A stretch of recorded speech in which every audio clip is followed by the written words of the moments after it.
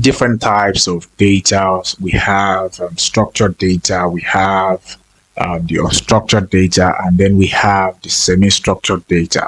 So we are going to be looking into what each of these types of data is and where do we use them, right? So the first one, we have the structured data, and these usually come in a clear and predefined structure, usually in a tabular format. And examples of these types of data are the relational database. We have the Excel.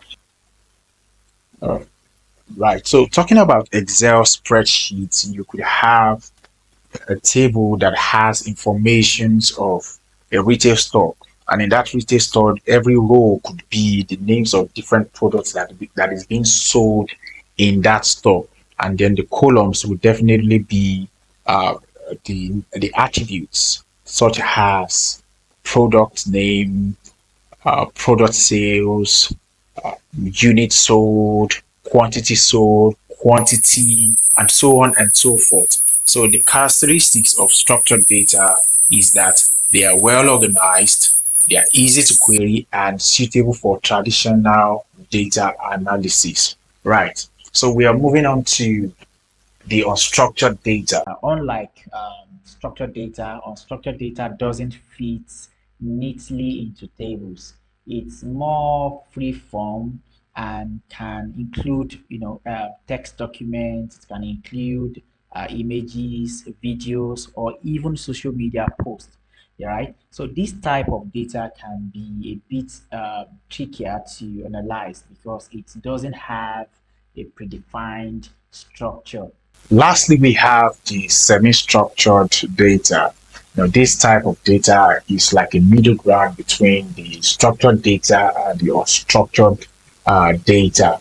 It does not conform to the rigid structure of a traditional relational database. Examples of this could be the JSON, the XML, the log files, but it still has some organizational properties like tags and metadata, which make them manageable compared to the structured data. Right. So to sum it up, structured data is well organized, while structured data is more complex and requires advanced techniques.